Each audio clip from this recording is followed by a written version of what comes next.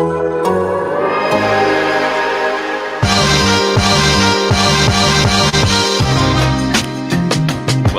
to Down to Dunk. I'm your host, Andrew Schlecht. We're part of the Athletic Podcast Network. Night Pod, Late Night Pod, and so many things to celebrate. 1, we won the coin flip. 2, the Clippers lost. 3, I just got $16 put in my Dapper account on NBA Top Shot. It's a great night. With me, Alex Spears. Alex, what's up? What's up? Good evening, Down to Dunkers. Is this even evening? Would you call this evening? Well, it's only 11:15 here. Oh, okay. Yeah, that's It's definitely not too bad. Yeah, 1:17 here in OKC, and we're doing a pod. First things first, Al. Some good fortune came the Thunder's way today in the form of a coin flip. And what kind of coin do you think they're actually flipping? Is this a quarter? Is this a commemorative NBA coin? Do we know? It's a digital coin. That is that crypto. true? No, no, it wasn't a coin flip at all. It was more balls. It was balls. Oh, that's right. That's lame. Yes, I forgot about that. The language stinks. Can't call it a coin flip and not flip a coin. I would agree, and I think that players should do it, and it should be televised. I would have watched it. Poku versus Chetty Osman. I would have definitely watched it. Heads or tails, Poku, and he'll be like, "What are you talking about?" And flips in the air. Yeah, one gets to flip it, and one gets to call it. That would be totally fair. I would love that. But the Thunder win the coin flip, so it's great for the Thunder. The furthest they can fall is 8 now, which is better than 9. It is better than 9, but more importantly, the only scenario where they fall to 8 is when Houston falls to 5. Yeah. So we've really narrowed the bad outcomes. So right now, based on them winning this coin flip, the 2 bad scenarios, quote unquote, are only getting the 7th pick or only getting the 6th pick. In every other scenario, they get at least one top 5 pick. Yep. And I did the math. So it's 23.73% chance that one of these bad situations happen. However, 17% of that is only getting the 6th. Only 6.3% of that is only getting the 7th. So even then, like, really the most likely bad scenario is only getting the 6th pick. So we're looking very good. And this would have been different if we had lost that coin flip, because then you have to factor in 8th a little bit more. 9th still would have been like an outside shot, but you would have to factor in 8th a little bit more. So I think it was a bigger deal than you would think. It's great. It's great for the odds. You want to maximize the odds? Today helps you maximize the odds. So that's great news for the Thunder heading into the NBA draft lottery. They still have the same odds for like the number 1 pick and all that stuff, but this helps with if they don't get drawn. It raises your floor. Yeah, it's a floor raiser. It's the DeMar DeRozan of outcomes. Without a doubt. Speaking of DeMar DeRozan, where are you going with this? The Clippers. I don't know. The Clippers need to sign DeMar DeRozan in the offseason. He will fix everything because he's a distributor now. You know what? It might be a DeMar DeRozan, Paul George Clippers team next season. Hell yes. With Kawhi Leonard leaving. Yes. This is what we might be. This is what we might be looking at for the Clippers as they lose to the Mavericks, 127-121. Holy moly, man! They lost both games in LA, both of them, heading back to Dallas with the basically full capacity crowd in Dallas with Luka. I mean, come on, man. Like, they're screwed. This team does not deserve fans. Like, the idea that there are like genuine nice people who follow this team and had to just live through those last 2 games. That's like the only part of me that feels bad. Just thinking about those poor people that had to watch this team that they like, that they love, that they root for, and they just do this to them again and again. Because now it's 5 games in a row. 5 playoff games in a row that they've lost. And they've all been terrible. Terrible. I mean, I guess that first one was probably okay, but everything after that has just been awful. And they're yelling at each other, like as they're like going into the tunnel.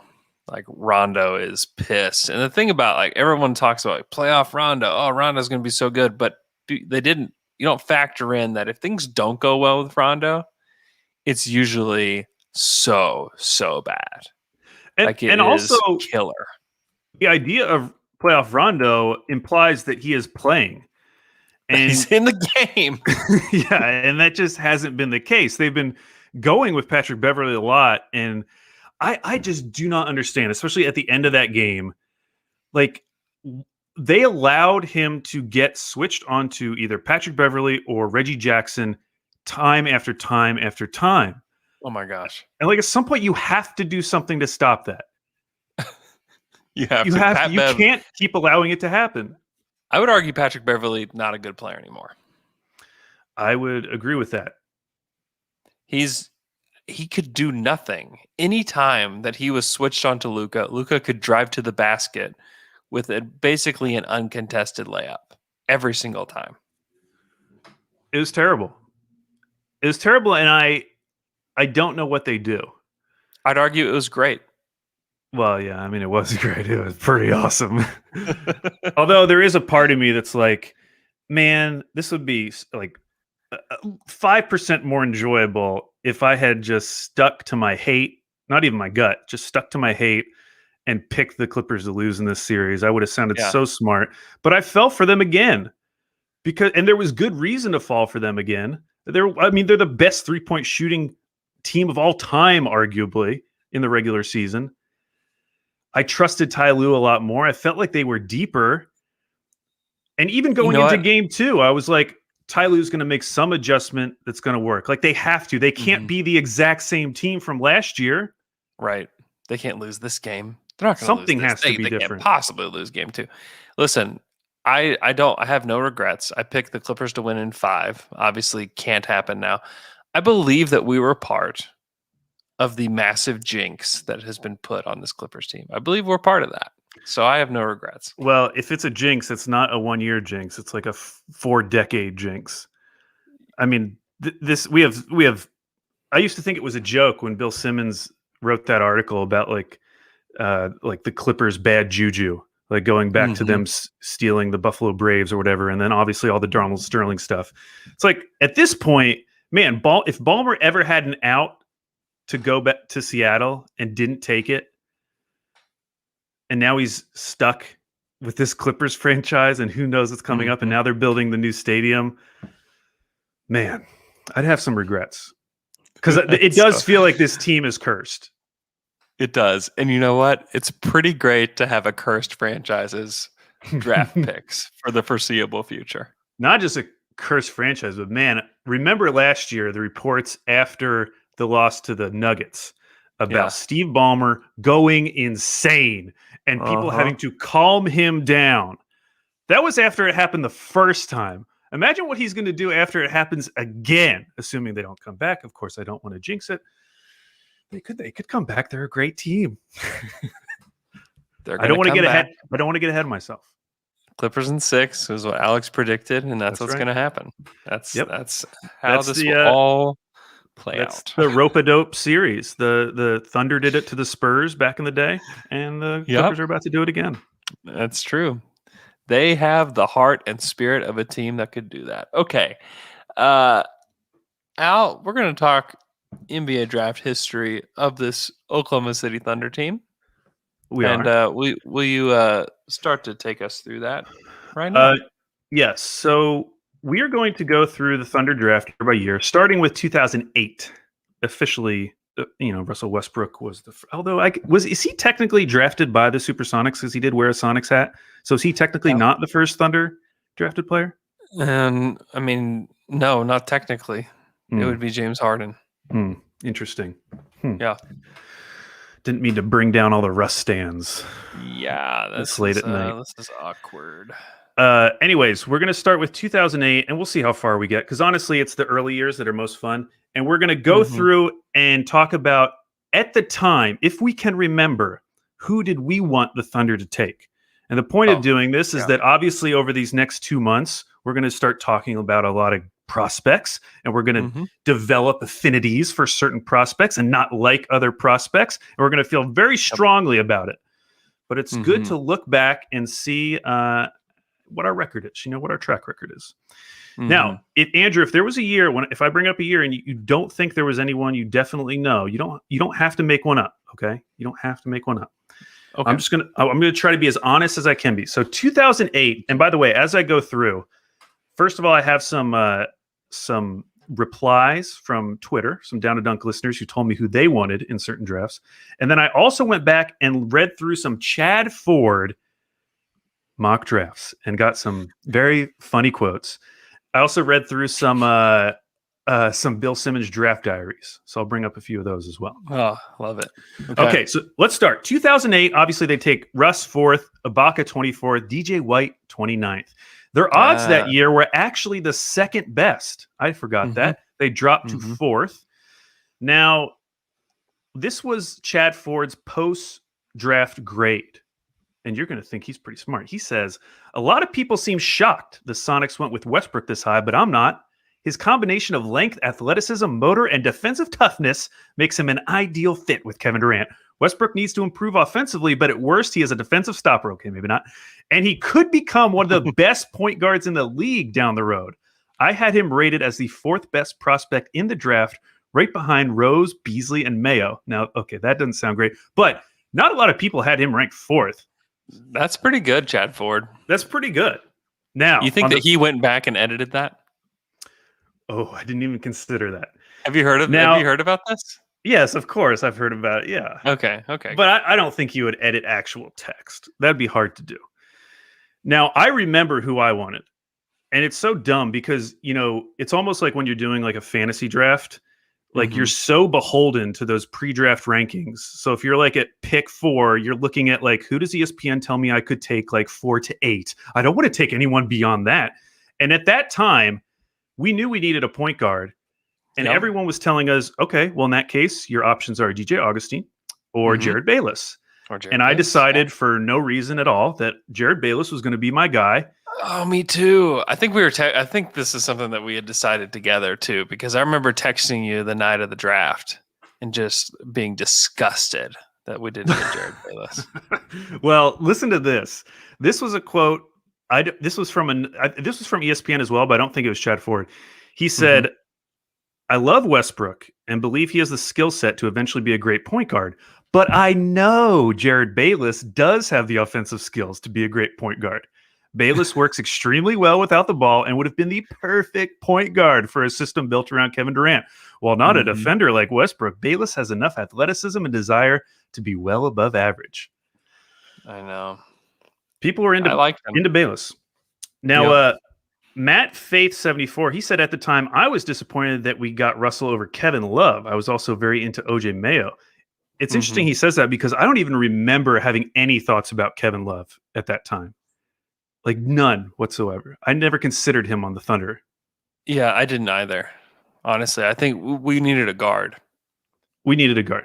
Or we needed a center, and that's why like Brook Lopez was the other name that was thrown out at the time. Yeah, Brook Lopez was on the Thunder's radar too during the draft. He was like another guy that they considered it, I believe. I remember hearing that. Now, for most of these, especially the early ones, I'm only going to focus on the top picks. Like, believe me, I did not have an opinion on who they should be taking at 29th in the 2008 draft back then. I'm sure it wouldn't have been DJ White. I will say that. I mean, Jared Giddens. I was a Chalmers guy. Chalmers, yeah.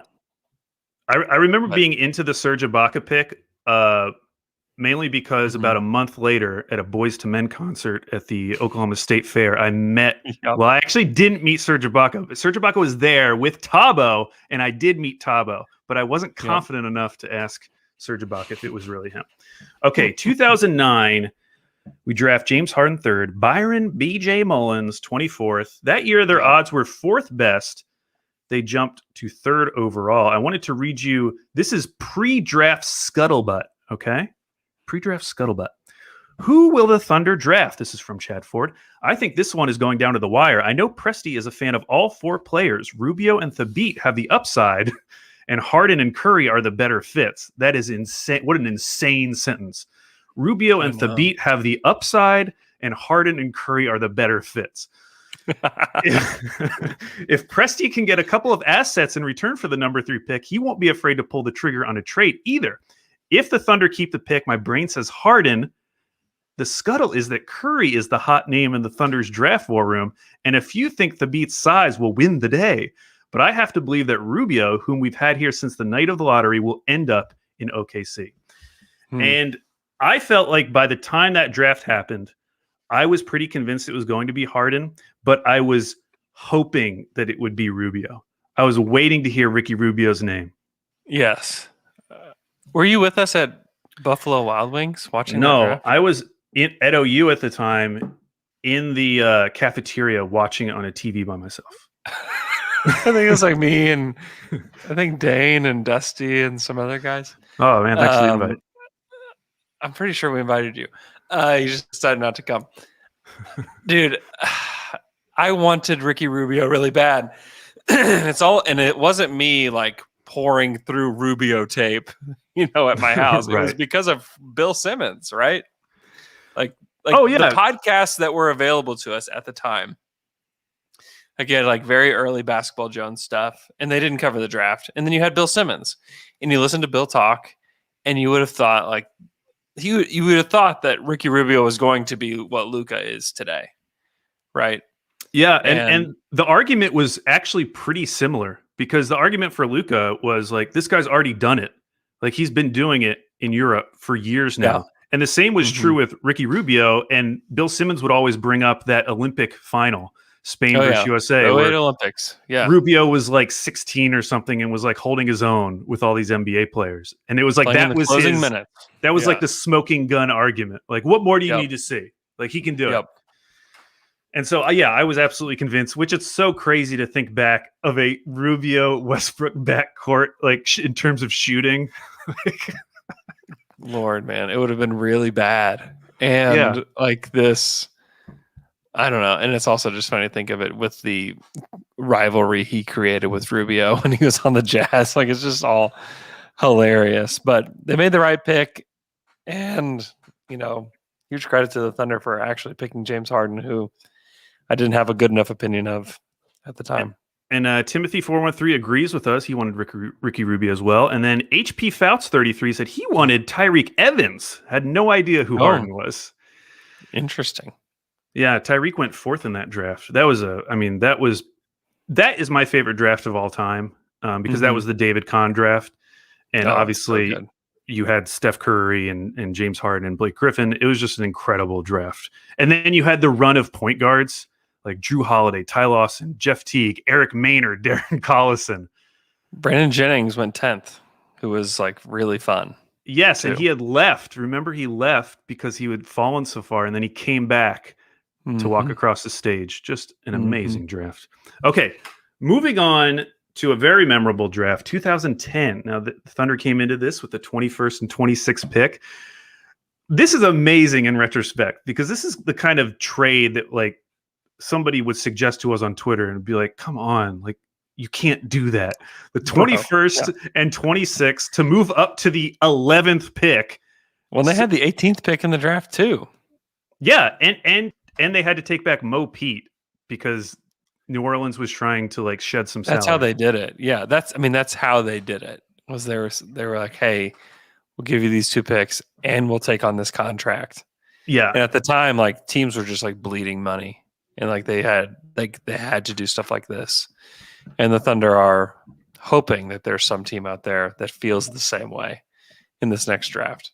Now, before we reveal who we wanted, this was from Bill Simmons' draft diary that night. He said, New Orleans picks Kansas center Cole Aldrich at number 11, then deals him to Oklahoma City with Mo Pete's expiring contract for the 21st and 26th pick. I would have loved that move for OKC if Aldrich didn't measure 6'9" in street clothes during the combines. That triples the potential that he's just a shorter Joel Prisbilla. I was like, oh, man. That is not the way I felt at the time because knew. You remember what we did? We were at Yes. you and Luke's house in Norman. So the trade was announced first before the pick was made. And right when the trade was announced, I knew it was Cole Aldrich, and I was over the moon. Dude, we were dancing in your living room. We were so pumped and jacked. We thought, we've done it. Like, we've made it. We did it. We've arrived. We have arrived. We've officially arrived with Cole Aldrich. And it's crazy to think, like, if they had nailed that pick, like if Cole Aldrich had been the guy we wanted him to be, it just changes so much, because then because that was pre-Jeff Green. Yeah, that was pre-Jeff Green trade. Yeah, it was pre that trade. It was, if he was anything he was a center with a pulse, then you don't trade for Perk. Right. It's crazy to think about, but we were pretty psyched. The thing is, you look at that draft, and there's nobody after Paul George, right? Oh, it's true. Yeah, Paul George was at 10, and there were some decent names in that top 10, but Paul it Aldrich, is not a good Xavier draft. Henry, Ed Davis, Patrick Patterson, Larry Sanders, Luke Babbitt, Kevin Seraphin, and then you have like the Eric Bledsoe, Avery Bradley guys, and the Thunder should have just stayed and taken one of those guys, but they didn't. They ended up getting a future pick for that 18th pick, whatever. And something else that I've heard is that the Thunder would have taken Avery Bradley at 18 had they would have stayed, and that makes so much sense too. Like that's the exact type of guy we were looking for. And granted, by that time we had Tabo, but still, like, getting a defensive guard that could shoot was like everything. That's all we ever wanted. Yep. And that would have been an amazing pick. Now, Alan Miller 12, he said, I don't know if it was a need, but trading for Xavier Henry instead of Cole would have been pretty cool. PCO Pirate alum. Yeah, that would have been cool. His brother CJ was our age, and he absolutely embarrassed me and made me never want to play basketball again in the 8th grade. Oh, playing against you? Were you defending him? Yes, he put up 52 on us. Wow. Yeah, he would cross half court and shoot, and because I was one of the only kids on our team that was approximately his size, I'd have to guard him. It was not good. I mean, I'll just always remember with CJ when he in high school, and I was the basketball announcer. Yeah. And I started chanting airball after he had airballed it. And I was surrounded by PCO parents, and they were furious at me for taking a side that aggressively. I don't know what to tell you. Man. Oh, man. Both those guys were phenomenal in high school, and they both struggle with injuries, but like really good players. Okay, 2011. This is an interesting one. You know, Reggie Jackson, we take him to 24th, but this analysis. This is from Chad Ford, and this is before the draft, okay? Mock draft. This is his analysis about what OKC might do. It starts off, I don't have Singler rated as a top 30 prospect, but I might be mistaken. A source said the Thunder are very high on Kyle Singler and believe he could be an Andres Nocioni type player in the NBA. He is tough, has a good motor, and will be able to knock down open shots. If he plays that role in the NBA, he's well worth the 24th pick. Reggie Jackson, Nikola Mirotic, and Jimmy Butler are other possibilities here. Jimmy Butler, man. I would say that this is one of the first years where it's like we didn't even really get a chance to have a favorite prospect, because I feel like the rumor about the Reggie Jackson promise came out pretty early. Yeah, it did. I wanted my guy was Jordan Hamilton out of Texas. Yeah. That's who I liked. I thought, oh man, they need kind of a versatile wing that can shoot it. Obviously, they made a much better pick. Jimmy would have been better than Reggie, but Reggie was good. I mean, Reggie helped them win a playoff series in Memphis, so you can't argue with the results. But yeah, he was not my guy. And now he's about to lead one of the most incredible comebacks in NBA history. That's right. That's what he does. Can you imagine Russ and Jimmy on the same team? Like it's a lot. That's a lot to handle. If we think that Russ destroyed Jeremy Lamb's confidence, like imagine Jeremy Lamb coming into a team with Russ and Jimmy. There might be a murder. It's so hard as a young player with those two guys. It would have been so great, though. How much would you have loved that team? Oh, they would be psychos like together. It would have Yeah, been I don't know if amazing. I don't know. Either Kevin would have been like forced to stay, or Kevin would have demanded a trade before. Yeah. I don't know which.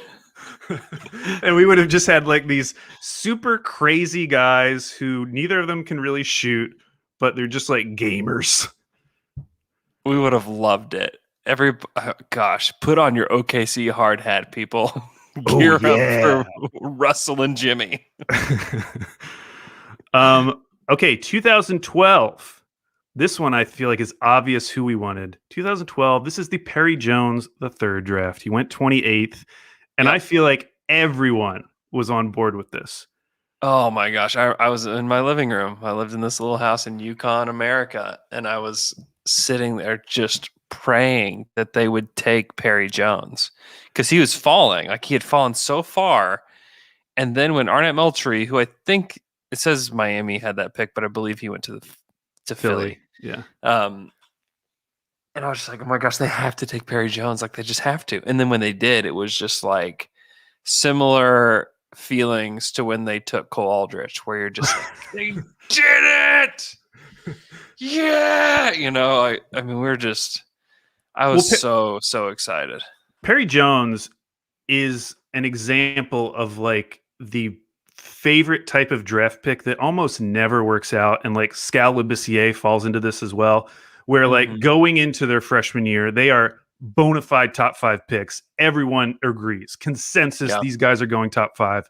By the end of the season, they fall. But I went back and looked at some of the mock drafts, and even like days before the draft, they had Perry Jones going in the late lottery, like right around like 14 or 15. Yeah.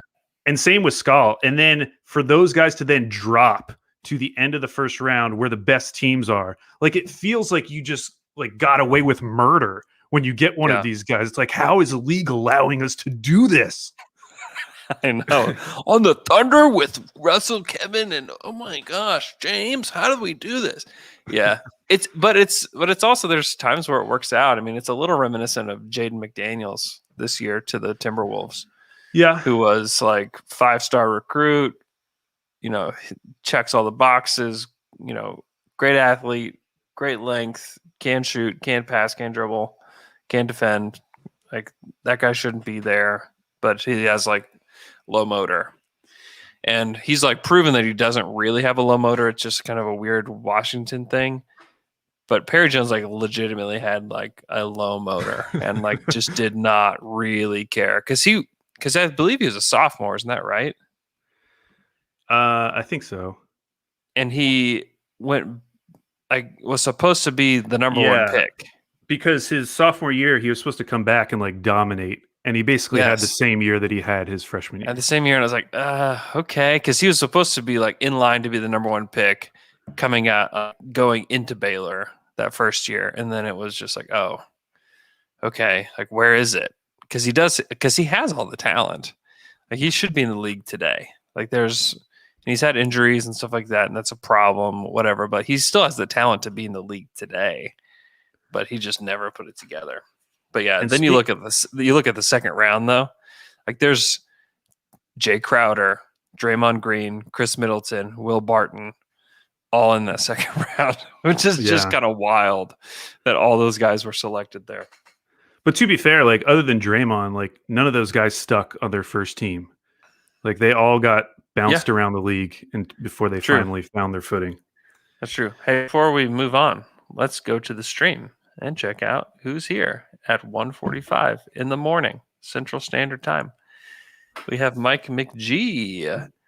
We have Hybrid, who is so ready for this pod. We have Reese, who says, Night pod, let's go. We have Miguel Vela in the Philippines saying good afternoon. Cody McChicken is here. M. Webb says it's way past his bedtime. Me too. We have Jamie in Mexico, always listening. Thank you for listening. Loving the night pod. Does this mean there's no pod tomorrow? Absolutely. That's exactly what it means. We have Drew Kimball from Greasy, Oklahoma. We have Falk from Denmark. Stephen Dolan is in the chat. What's up, Stephen? He's very mad that we called it a coin flip. Oh, no. Kyle Platt's here in the chat. Let's see. Koa Tran says, what's up? Reese is talking about campaign being the best point guard. Let's see who else is here. Simon Shin says, late night pod. What is this? I don't know. What's up from Chi-Town? What's going on? Mike McGee is in Melbourne. We have Jess in Perth, Australia. Thanks for listening. Nakapish says it's psycho behavior to have a pod at this hour. Jesse Holland is in the chat. And Stephen Dolan says that he was wiping tables at Eskimo Joe's during the lottery of one of these drafts. And then he says, Andrew, up in Eskimo Joe's. Yeah, I worked at Eskimo Joe's when I was in college too. So I wasn't then, but at some point was also working at Eskimo Joe's, wiping tables, waiting tables. Shoot. Lockie in Melbourne. Lawrence Field in Florida. Brian Yates says, what's going on? Not much, man. And Stephen Dolan still commenting. Thanks for joining the pod. We'll be right back after this quick break.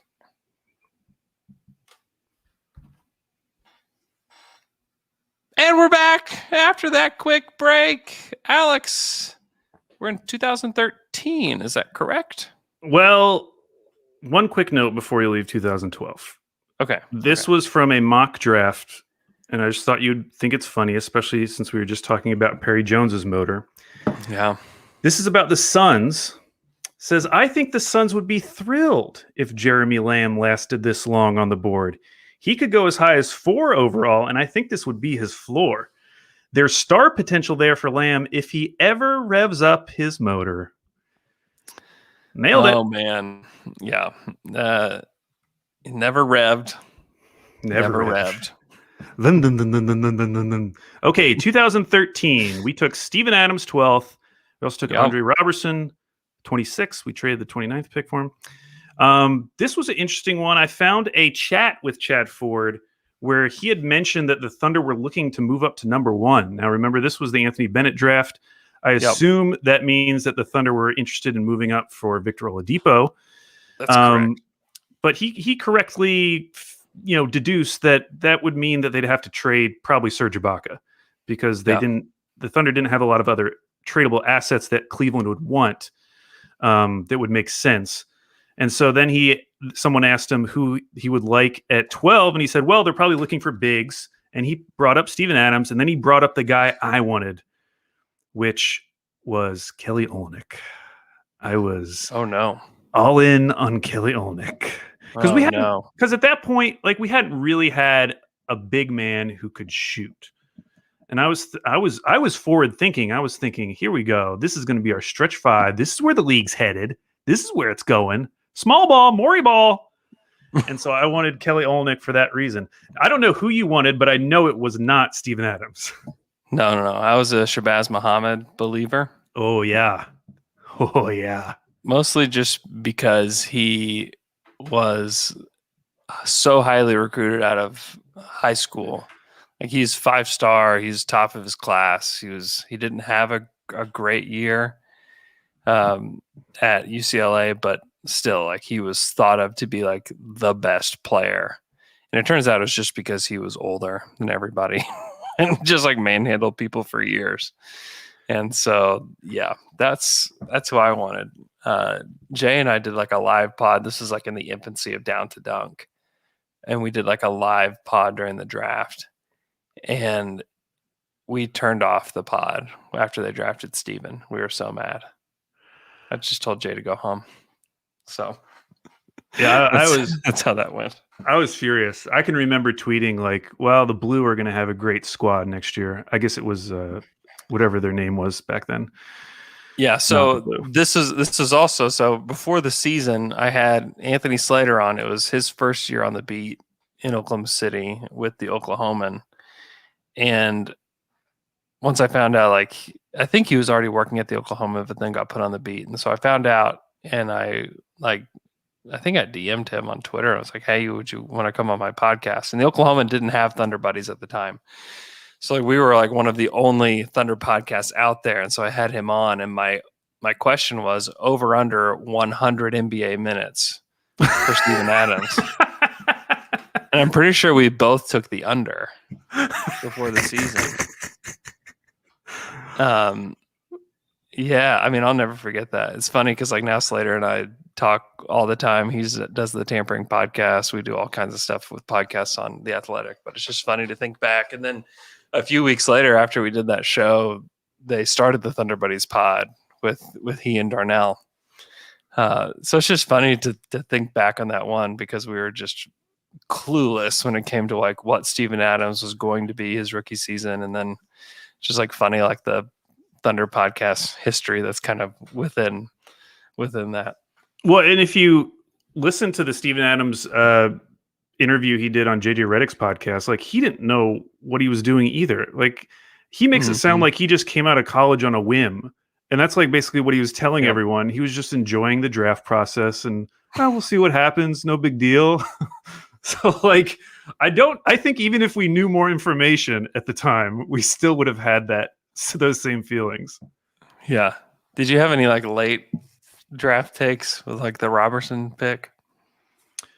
No, I mean, I remember that pick. Obviously like Rudy Gobert went right after him, but no, I did not have an opinion on any of those guys at the time. I remember being surprised by the Robertson pick because obviously we're following all these mock drafts and his name is never coming up, not once.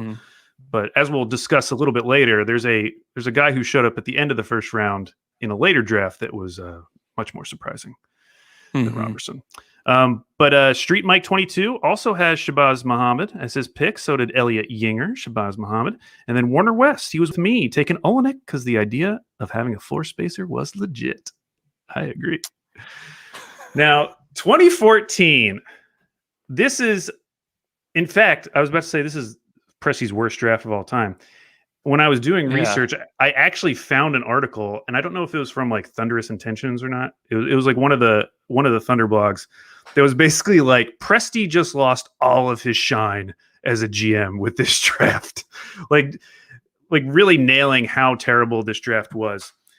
I want to preface all this though by giving you a report from Chad Ford prior to the draft, which was, according to ESPN's Chad Ford, the Thunder told the skinny 7-footer from Latvia named Kristaps Porzingis that the team would select him in the first round. There hasn't been a lot of hype about Porzingis, but he has great length, can shoot the basketball, and is just 18 years old. Oh, what could have been? Because instead we took Mitch McGary with the 21st pick and Josh Huestis, the first. What did they call it? Not draft and stash. I remember Zach Lowe had that article in the weeks after about Josh Huestis. Domestic draft and stash. Yeah, domestic draft and stash. Oh, what an awful. I hated that pick so much. It was so bad, man. And the Zach Lowe article did nothing to make me feel better about it. It was just like, oh, so this is just stupid. They're just doing something stupid. They could have taken him in the second round. Jimmy Mins on Twitter agreed. He said picking Josh Huestis was devastating at the time. That's how I felt as well. Now, if you go back, obviously we think this is a terrible draft, but I remember who I wanted at 21, and it was not Mitch McGary. I really wanted Jordan Adams from UCLA. He was a shooting guard. You did? Yes, I did. And like I was convinced he was really good. There was some like weird advanced stats on him that made him seem like he was just like the prototypical shooting guard. And I really wanted him. He went to Memphis, and I was like, oh my gosh, like grit and grind Memphis is exactly what they need. Like a true shooting guard. It's going to be amazing for them, and it didn't work out for them. Yeah. I was a Rodney Hood guy. Yeah, there at were a lot of 21. Rodney Hood. JD Brown 9, he said, I really, really wanted Rodney Hood in 2014. Yeah, I think we talked a lot about that on the pod at the time, that we wanted Rodney Hood. And then, like, even Kyle Anderson. Like, I was a Kyle Anderson guy, too. I You didn't think he weren't fit the a Thunder Houston super guy? well. Dude, he just wasn't on anybody's draft boards. Like, he wasn't in any mock drafts. And there was even, like, there's becoming more information about the draft around this time, but there's nothing like it is today. But I didn't know who he was, let alone how to pronounce his name. I remember it was like Josh Huestis. Like, who is this? Josh Huestis? Like, what is, like, why? And everybody was just like, what? Like, why did they do this? I mean, they even took the wrong Stanford guy. Like, they took the wrong second round Stanford guy. Like, Dwight Powell was the right. If they did this with Dwight Powell, they could have probably gotten the same deal, right? And like, he's a good player. And then you would have been like, oh my gosh, Sam Presti is a genius, but they picked Hustis, and Hustis is a great person, great human being. And hey, we multiple times said that he was a guy. He was really the original tried. guy. We really tried. We tried to box him in, and couldn't do it. Couldn't make it happen. Well, and that was kind of the issue. The Thunder drafted him basically to box him in. Like, when you draft someone like that, you're not expecting any ceiling. You're just like hoping for the floor. Josh Huestis was like, when you think about it, he was the first two-way contract. Yeah. You know what I mean? But you don't use a first-round pick for a two-way contract. That's the problem with it. I mean, what the Thunder did with him will never happen again with anybody. But it's also like awesome for him.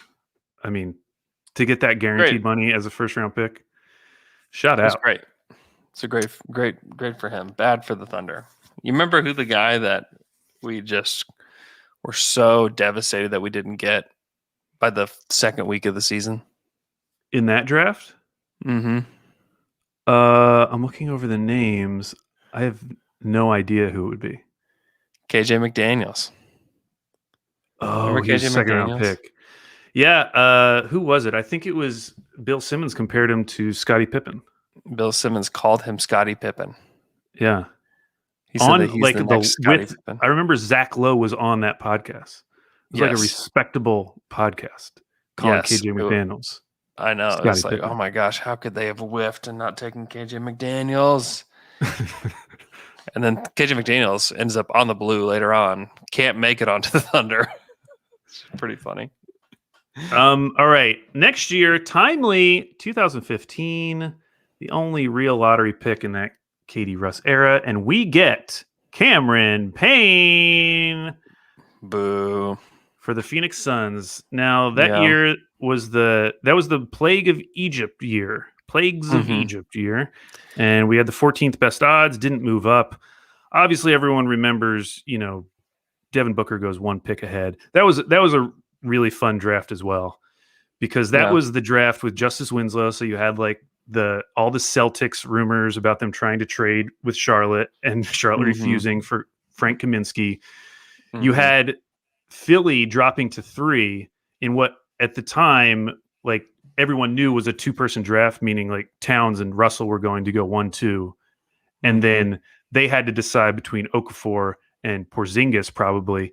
And there's now reports out there that like Porzingis would not give them his medicals because at that time, like, they already had Embiid, they already had Noel.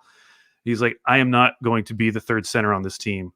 And that turned out to be the curse of Jahlil Okafor. It was just a very fun draft. That was the Mario Hezonja draft, which, by the way, Thunder Scoop on Twitter said, I was convinced Mario Hezonja was going to be great in the 2015 draft and wanted the Thunder to trade up to get him. Shake my head. Yeah. I was a Hezonja guy. This draft is really, really very bad. It is.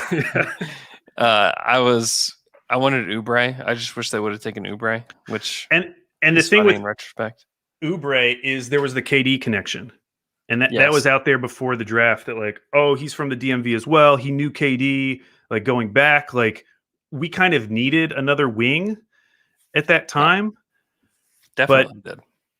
And to be fair, we needed a backup point guard as well. Mm-hmm. But yeah, I was kind of on the Oubre train, which is also maybe that's where my love for him originally started.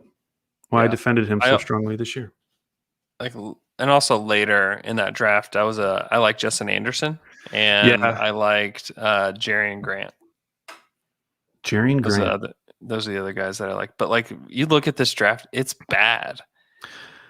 It's really bad. I remember the funniest thing about this draft to me was the 2 Boston picks. So they take Terry Rozier, which is one of Danny Ainge's best, only good mid-round picks. And then they take RJ Hunter at 28. And I remember the like post-draft take was, if they just flip those guys, if they'd taken RJ Hunter at 16 and Terry Rozier at 28, like, okay, God. I get it. Like, that's understandable. Yeah. So bad. Because RJ Hunter had that huge shot in the tournament. His dad fell off the stool. Yep. It was great. It's so funny. I think Kevin Pelton was a big RJ Hunter guy. Yeah. He was very skinny. Something. Yeah. Really bad draft. Really, really bad draft. 2016 draft. This was the one, of course, the Thunder did not have a pick going into it. Made the huge trade on draft night to move up and get Domantas Sabonis. Mm-hmm. Did you, because I'm looking over these names, and if I wanted them to move up to get to someone, I almost think that I would have said Dragan Bender back then. Mm-hmm. Almost as like, oh, we missed out on Porzingis. Here's the next Porzingis. Right. No, I was firmly on the Domas train. You were? Uh-huh. You weren't on the Papa G train? No one was on the Papa G train except for the Kings, man. That was it. I liked Chris Dunn. Who else did I like in this draft that would have been in that range? I really liked Wade Baldwin. I remember him. Wade Baldwin was and of course Skull, who ended up going at 28. Yeah, it's crazy though the drop off after Sabonis. The next 7 picks, Taurean Prince. That's the best it's going to get. Papa G, Denzel Valentine, Juan Hernan Gomez. So I guess okay. Gerson Yabusele. That was the French Draymond. Gosh, I cannot. Wade Baldwin and Henry Ellenson. It's just really brutal. Bad. And then you get Malik Beasley and Karis LeVert in that draft. So that was a weird one because prior to the draft, I don't think we were expecting that move. I know we weren't expecting it because when that news dropped, when that tweet dropped that the Thunder are moving up to 11 and selecting Sabonis, like that was almost as shocking as the Paul George trade. Like it's up there in my top 5 of like most shocking Thunder moments. Because I remember that was Jay and talking to him after that trade. That was a wild one. Because that was breaking up the core in a major way with getting rid of Serge Ibaka. Well, and this was right before Kevin left. And it was like, oh my gosh, okay, they're changing the team. And and then you heard about Kevin like being excited about that and like playing with that team on 2K or whatever. Remember that? When the initial trade came out and it didn't say that Oladipo was in the trade, but you knew that there had to be some money coming back. And I knew it was Oladipo. And I was just like so excited because you're just thinking, wow, we just like completely recreated our lineup overnight. Brought in the best 2 guard we've ever had on this team, other than Harden, obviously, like post Harden. It felt like everything had changed. And then in 2 weeks, everything did change. I know. Well, and if you just go down, if Kevin would have just stayed, like how good. Don't go there, Andrew. Don't go there. Because you keep Sabonis. No, don't say it. Man, it would have been very good. Kevin, you idiot. Kevin, I mean, Kevin could have been beloved, had titles, he could have had everything he wanted, and we could have had everything we wanted. Yeah. But we don't. So, moving on. So I would say this draft is the most obvious in terms of who everyone wanted. I got more responses for this draft than any other draft. This was the 2017 draft. Thunder took Terrence Ferguson with the 21st pick. And I will say, obviously, Andrew, you've had a Thunder podcast for a long time. You've thrown out a lot of opinions, tried to infect the minds of other Thunder fans. I think your biggest achievement was convincing literally 100% of the Thunder fan base that the Thunder should take OG, and when they didn't take OG, it was the biggest mistake that the Thunder had made. And that still persists to this day. And it's obviously gotten obvious at this point, but this is something I remember like at the time. Like we were all over this because again, he was another one of these players where he was supposed to go higher. And the only reason he wasn't going higher was because he tore an ACL, which at this point, it's like, who cares? Like guys recover from ACLs. Why are we freaking out about this? Everyone acknowledges this is the best wing defender in this draft. Why is he not going top 10? He just kept falling. And then for him to be there. He was there. He was there for the taking. He was right there. Him or Tyler Lydon. Right there. Could have had either one. And we went with Terrence. Oh, man.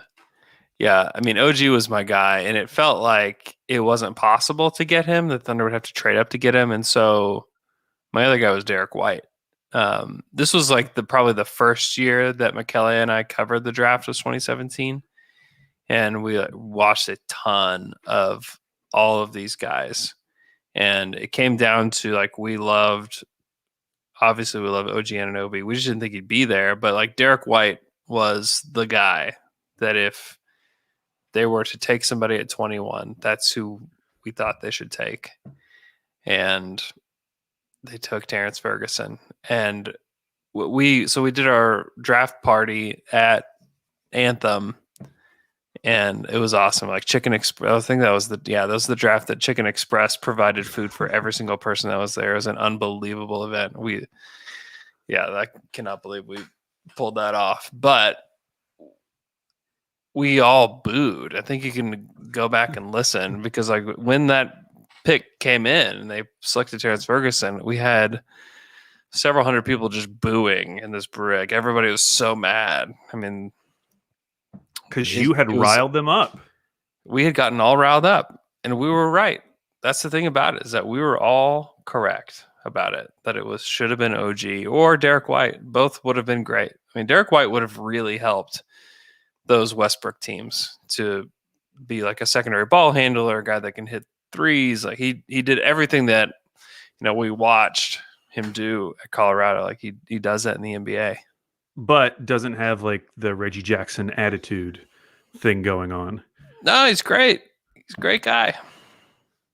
Yeah, that was a tough one. I remember really liking Dennis Smith Jr. in that draft. I thought that Dallas just like got an amazing steal when he fell to 9. He was a dunked on guy. That was a guy that dunked on loved. Oh, really? Dennis Smith Jr. Mm-hmm. I also remember just thinking it was absolutely absurd that Kevin O'Connor had Jason Tatum as his number 1 player in the draft because everyone had Fultz. Everyone had Fultz. Mm-hmm. And KOC, and maybe there were some Lonzo people out there, but KOC was the only person I can remember who had Tatum number 1. And knowing his connections to Boston, you kind of wonder like what kind of intel he was getting from the Celtics at the time. You can stop wondering right now. Has he ever talked about it? Like I'm assuming that's why he was so high on it. Yes, I almost promise you that what you're thinking is the case. And I mean, credit to him for doing it, but like I watched a ton of what Tatum could do, and McKelly really liked him too. But man, like the ISO mid-range chucker that he was at Duke, I was just like not convinced that he could translate that to the NBA, and he has. He's been easily the best guy in that draft. Easily. Oh man, that was a fun draft. The Donovan Mitchell, Bam Adebayo back to back. What a good draft. 13-14, yeah.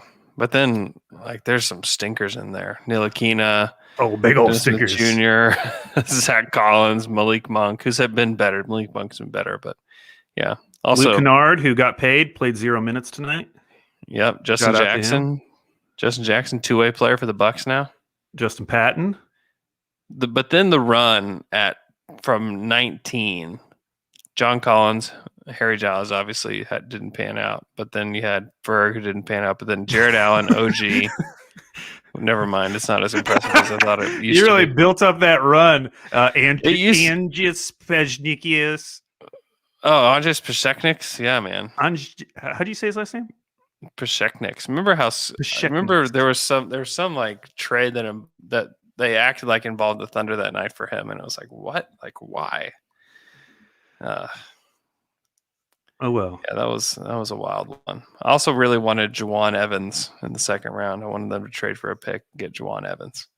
He ended up on the Clippers Yep. or the Yeah, he was on the Warriors. Clippers. Yeah, he was on the Clippers because I asked Doc about him at one of the like pregame pressers, and Doc looked at me and he said, "Who?" And he was just messing with me, but I felt really scared that is he not on this team? Okay, he is on this team. It just felt really awkward. Okay, 2018. This is the first year where the Thunder ended up with no first round picks. They traded away in the Enes Kanter, Kyle Singler deal. They finally got their guy. They got him. And 4 years later. I mean, this is the Shea draft. Obviously, that's not how it's known. This is the Luka draft. This is also the Trey draft, the DeAndre Ayton, who's amazing now draft.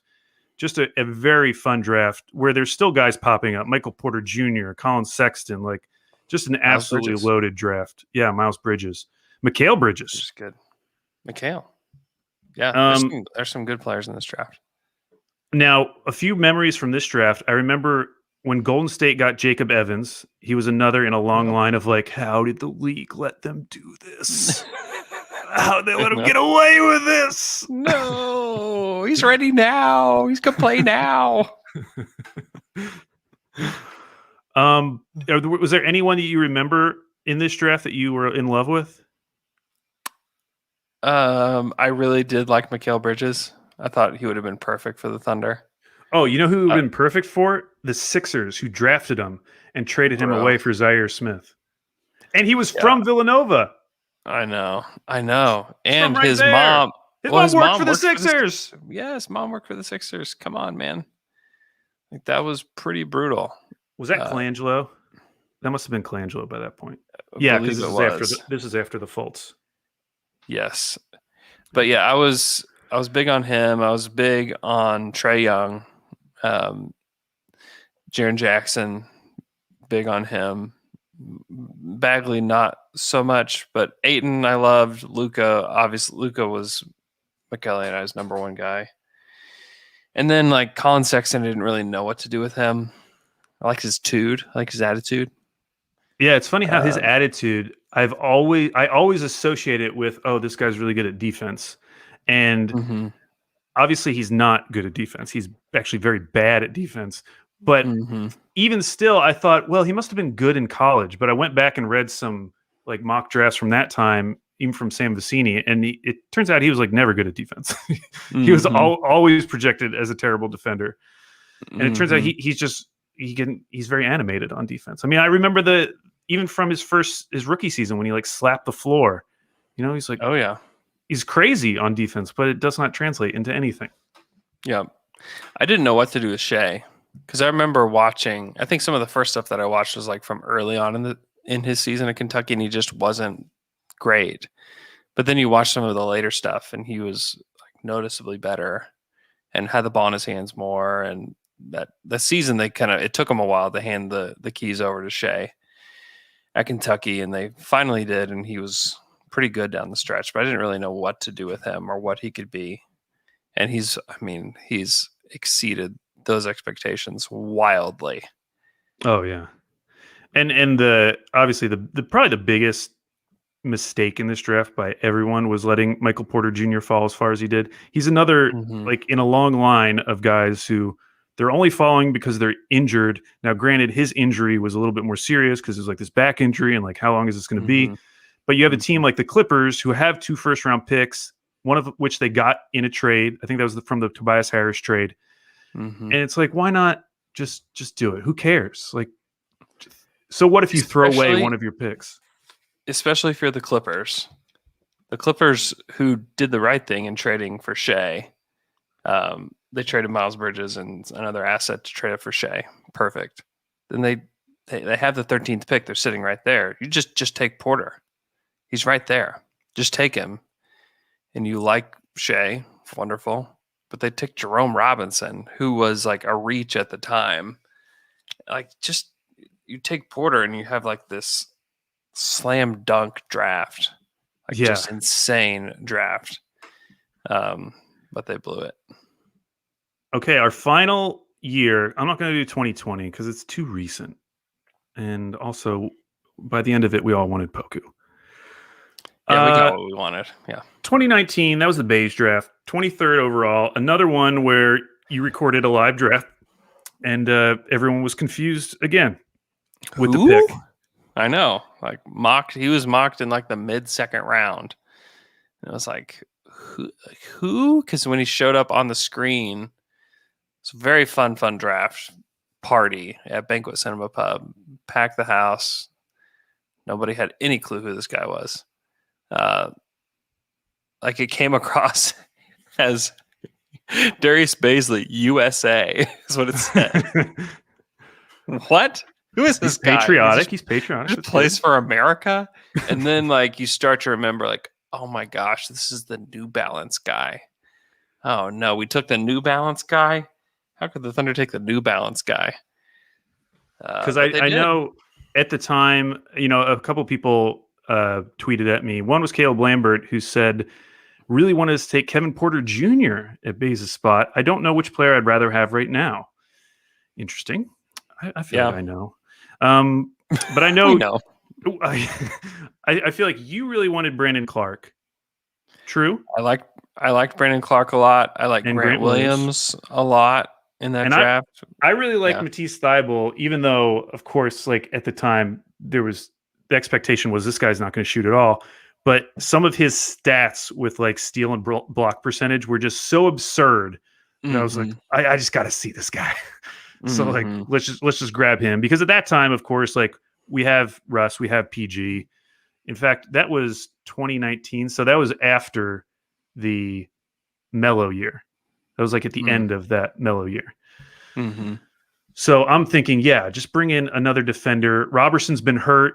We saw what happened when Roberson left the team. Like, just bring in another one like that who can come in, just play lockdown defense. Bring in Matisse. We got Baze. But hey, we got the next pick too. Ty Jerome ended up our way. Yeah, we got Ty Jerome too. I like Ty Jerome in that draft. Thought he was going to be kind of what he is today, this kind of like multi-tool guard that can shoot it. Yeah. I was a big Nickeil Alexander-Walker guy, still am. McKelly and I really like Chuma Okeke as well in like the mid-range. I'm trying to think who else.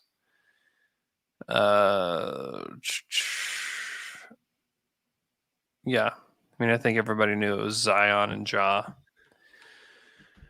Yeah, and then obviously 2020 was Poku. So I have a feeling that this draft, like the lead up to it, is just going to be so much fun, because my big prediction is that the top 5 does not end up being the top 5 that we think it is right now. I think that, the most likely candidate is Kuminga, but I think one of those top 5, somebody falls in love with somebody else from like 6 to 10, 6 to 14, and they move up and take them with the 5th pick.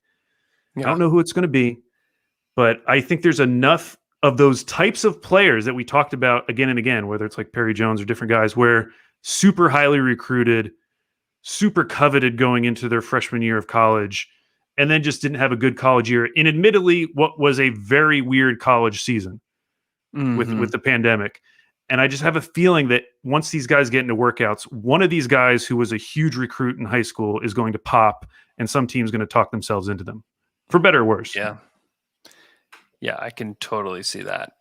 I'm just so curious as to what the evaluations on these guys are going to be, because I mean, we think we know, and we've looked at the mock drafts and we've read Sam Vecini's stuff, but we don't have any clue what the teams think. I think the top 4 seem to be the top 4, but dude, we don't know. Like, nobody really knows. So it'll be, I'll bet those top 4 will be there. But yeah, you're right. I think that this could get a little wacky based on the evaluations of these teams. So, okay. It's 2:20 a.m. I've got to go to bed. Al, Yo, thanks for joining. Thank you everybody for joining us in the stream. I will not edit this pod tonight. It will be out tomorrow morning at some point. Hope you guys have a great evening, night pod, and we'll talk to you guys again on Friday.